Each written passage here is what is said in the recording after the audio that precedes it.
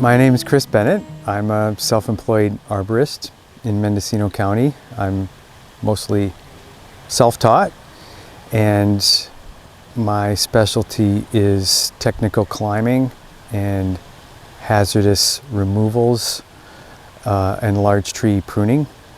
But I've also spent a lot of time doing fuel load reduction and large area forest maintenance over the years.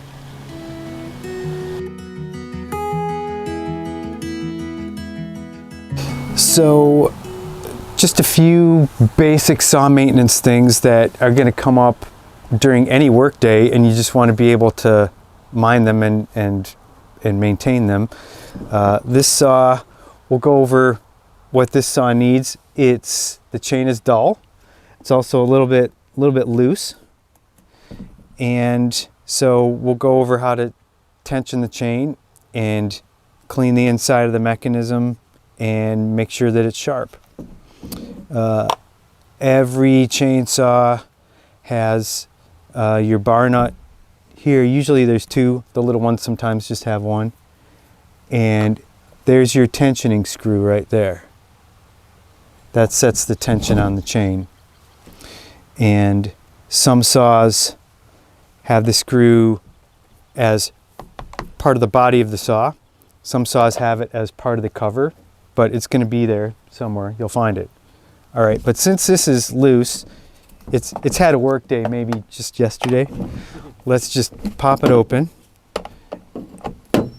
and see how clean it is inside. Okay. Oh, good. Yeah, this is a mess. So one thing you want to watch for is this section right here where the dust and oil can accumulate right in that spot, and that's also where the chain brake sits. So if you get too much crud built up in there, it can close in that space and maybe push the chain brake on around the clutch, and you'll end up getting friction and heat, and you can melt right through your cover if you're not keeping that part clean. And then you've got more crud build up in there. So it's not super neat, super clean or anything, but that's enough that this saw will run properly. One thing that's easy to check is the air filter. And on this saw, it's right here. I just undo that. There's your air filter. And air filter gets covered with dust, saw can't breathe, it'll stop idling. So again, this isn't bad, but if this was covered with dust, I would just go scrape it off, tap it off. When they're really bad, you could like rub a little gasoline on there and get more of the stuff off, but if they're that bad, you should probably just replace it.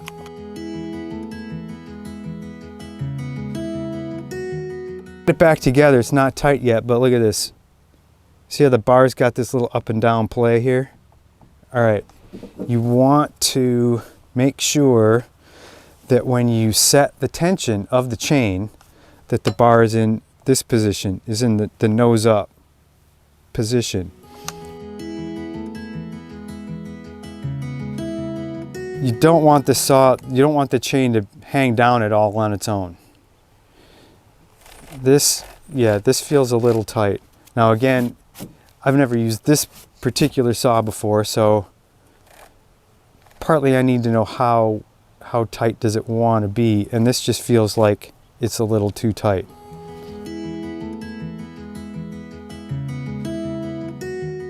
Now let's have a look at different ways that a saw can be dull. It's really just plain dull. There's different things that can happen. This chain has examples of all of them. You can have the leading edge rounded off. You can also have it bent down. And so when you're filing, this is something that can happen a lot, where you're filing your tooth here, and you get the leading edge nice and sharp, and you feel it, and it feels sharp, and you put it back on the wood, and it's still not cutting very well, and it's because the plane of the tooth is bent over. This happens when you're going through something really hard, or just pushing the saw too hard over and over again, and it just gets bent over. So when you're sharpening this, you have to take the metal back far enough that you're working with a flat plane again. Then your sharp edge will actually cut.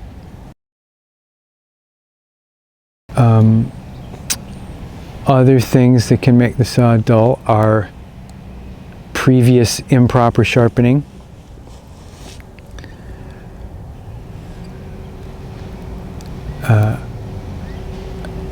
sharpening at the wrong angle, and also not preserving the cylinder well enough.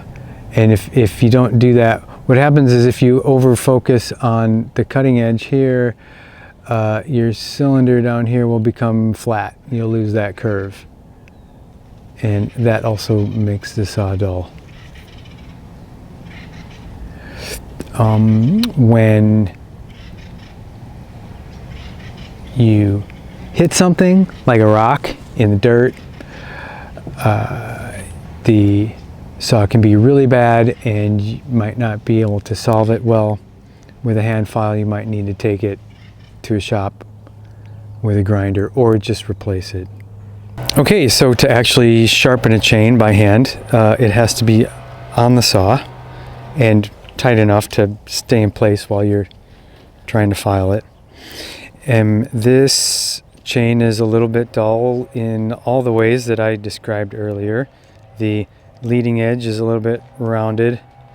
It's also a little bit folded down, and the cylinder is getting a little flat from previous sharpening, not being done so carefully. So because of that, because I'm losing my curve here, I want to start with gouging that out a little bit first. So I'm going to come in basically perpendicular to the bar, and just, in this case, I need to carve down and in a little bit.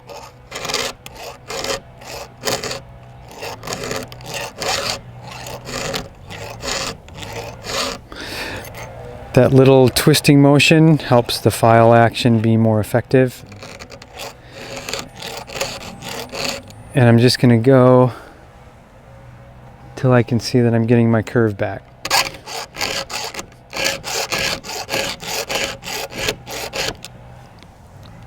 Okay, that's a better curve. Now, in the process of doing that, of course, I've made my leading edge even worse, but that's okay, because now I'm going to come in and fix that up. And to do that, I'm going to change the angle. If the tooth has an angle mark on it, I'll just parallel that. This one does not, so I'm going to do it by sight. And I'm going to come in at that angle that I want, and angled slightly up, going this way, not horizontal. But if you look at the tooth, you'll see that it's got a bit of an angle. So just match that angle. And then again, coming in with a little bit of a twist.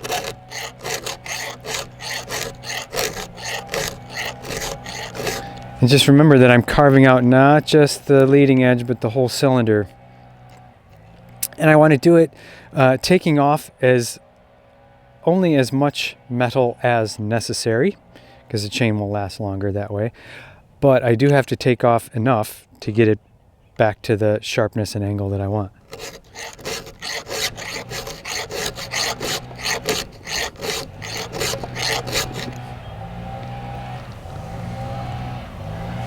That's pretty good. I've got a nice curve here.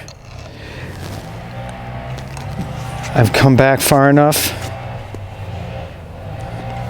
so that this edge is no longer bent over, and I've got a nice sharp point right here, and I can feel the whole thing. It just kind of grabs my skin a little bit. It's not going to cut me, but it will cut wood very nicely.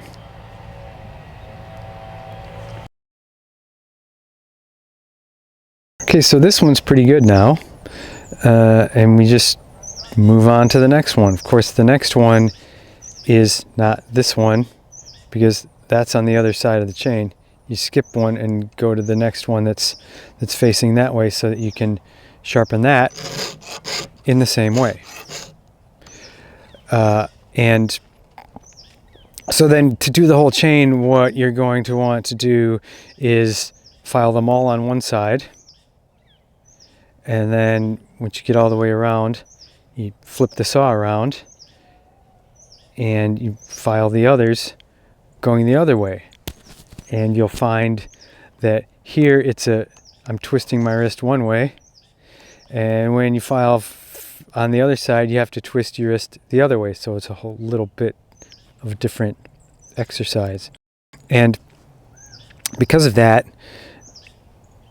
be mindful to sharpen consistently from one side to the other. It's a common mistake to make it sharper in one angle on your strong side of your arm and then make it a different angle on the weaker side of your arm. And if you do that, where it's consistently uneven from one side to the other, then your saw will not cut straight. It will travel in a curve, and you can get your bar stuck in the wood if you do too much of that.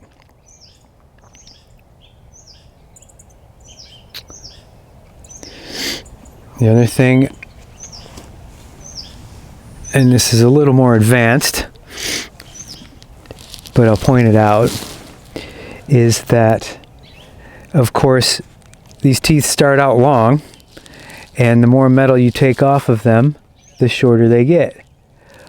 But also, because they're at an angle, as you come back, the plane of the cut also gets lower. And somewhere around a few sharpenings where you're about halfway down the usable bit, the leading edge is going to be down at the same level as the raker, which, as you recall, is what sets the depth of the cut. And then you're in a situation where your bit's nice and sharp, but you're not cutting because the raker is keeping it out of the wood. So you also have to go through and file the rakers down a little bit, and that really helps to have a bench grinder to do that.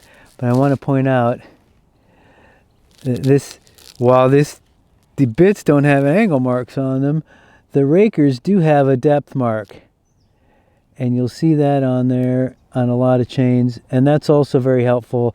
This is kind of the maximum depth that you want to take your raker down to. Not all at once. You kind of get two filings out of it. I file the tooth back some way down to the raker, and when I need to take it down, maybe I'll take half of that off first. If I don't have a bench grinder, I can do it with a flat file. Just come across the top, take it down. It's a lot easier with a grinder. And take it down to maybe half of the usable depth, and that'll be good for a while until the continued use and sharpening of the saw takes the tooth back kind of towards the end of its life, somewhere around here. and then you'll need to do that second filing of the rakers. Take it all the way down to that mark, and then you need to start thinking about replacing the chain soon. Okay, you really have to flip the saw around after you've finished sharpening one side, because the file cuts on the push, not on the pull. All right, so when I'm pushing in, and then I'm just coming back and doing it again.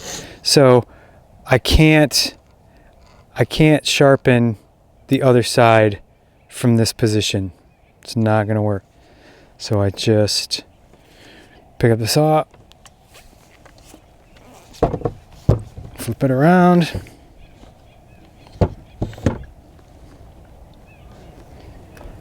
and just go back to sharpening the other side.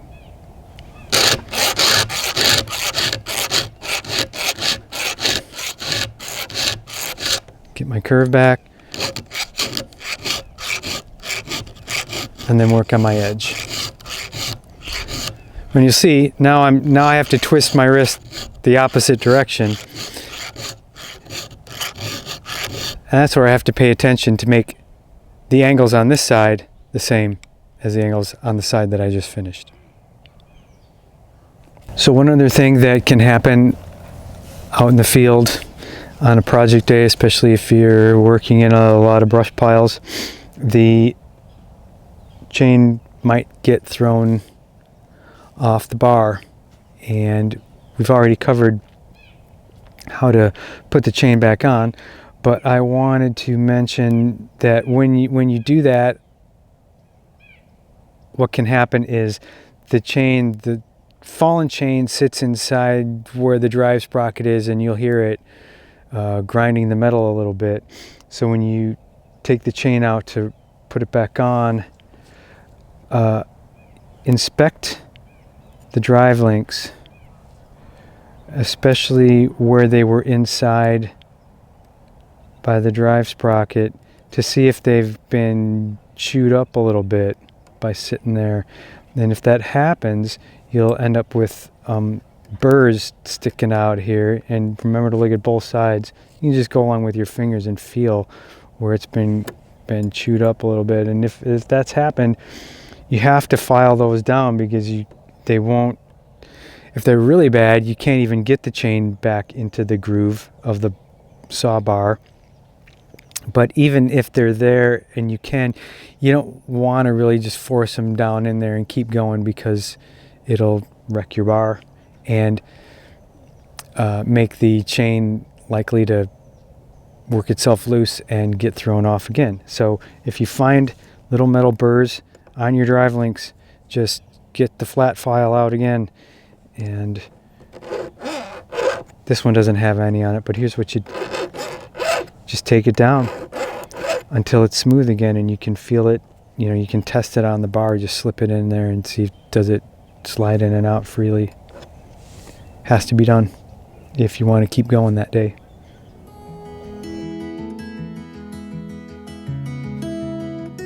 From one make to another, saws can be set up a little differently, but there's going to be on the switch, there's going to be an off position, a run position, and a start position. The start sets the choke so that for a cold start. When it's a cold start, okay, a lot of the little saws also have a fuel bubble, and you usually don't need to push the fuel bubble unless you ran out of gas and you just refilled it, and the bubble will help you reprime the fuel lines.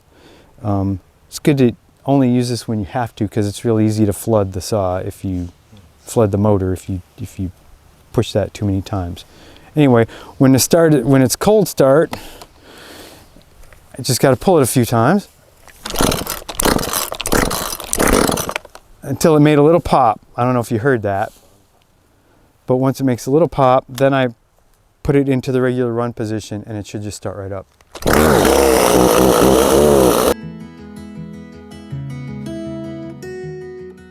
Gas-powered saws have two compartments. One is for the fuel mix and the other is for the bar oil.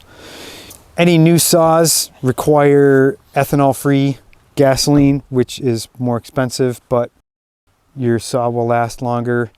And everything is the same 50-to-1 mix with the two-cycle oil in it these days. So it's real easy. You can buy little 6-packs of two-cycle mix. One of these goes in 1 gallon of gasoline, so you don't have to think about it. Just dump it in and it's going to be mixed properly.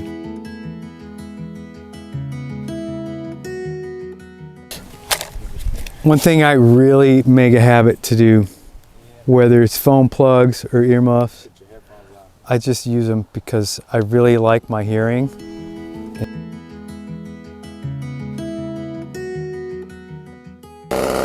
Here's the chain brake.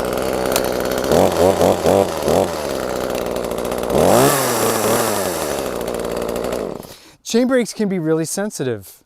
The main idea of the chain brake is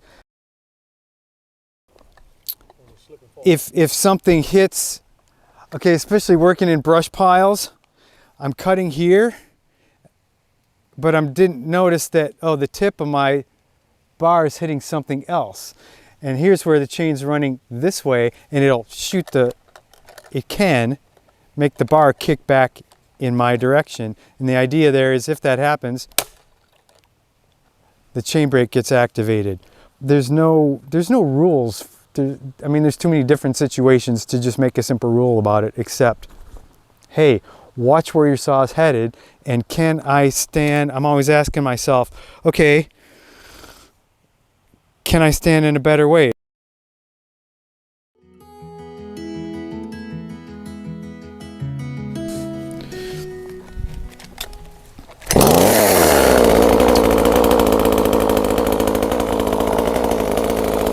You can stand here.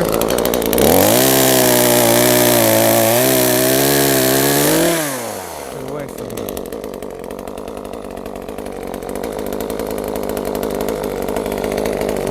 Here.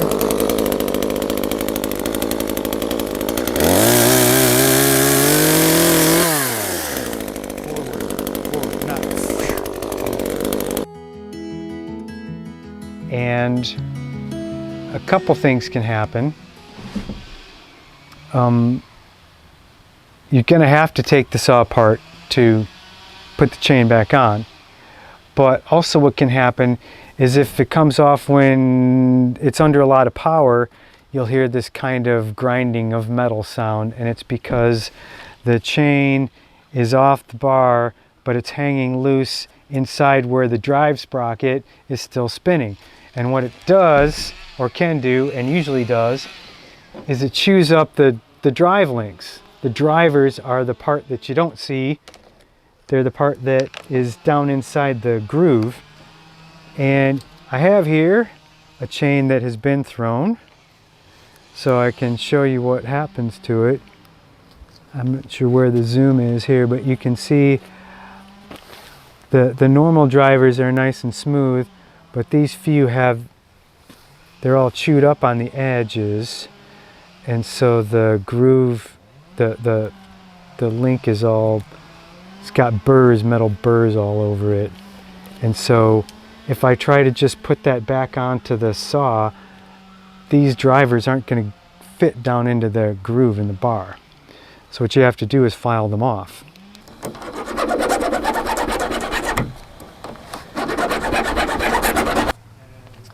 With this saw, I mentioned this before, see, with this saw the tensioning peg is on the cover. Some saws the tensioning peg is in there. If it's in there, you have to set the bar with the peg coming through one of these holes. In this case, I don't have to do that. I have to match them up when I put the cover on. When I put the chain back on, the classic mistake to make is to put it on backwards. And then you're wondering why it's not, I just sharpened it, why is it not cutting? Well, it's running the wrong way. So you just have to remember that the teeth are facing forward on the top. And if you think about how you sharpened it, that's what they looked like when they were there. In other words, they're facing backward on the bottom, which is where it meets the wood. And that's how you want it to be. So to put the chain back on, I have to go around the drive sprocket first. Then I can slide the bar in and get the chain in the bar and then pull it tight.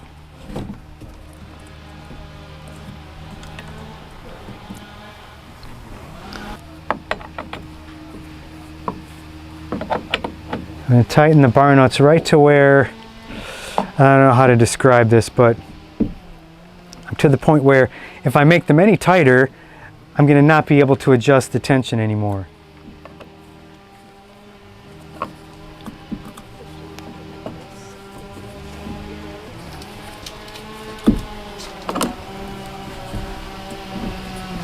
Okay, that feels about right. So I still have the nose up, I'm still holding it up, and now I'm going to crank the bar nuts down all the way.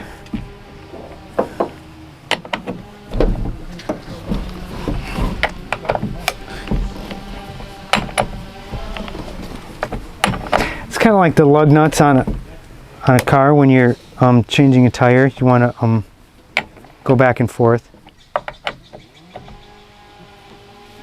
That one's feeling a little stripped out.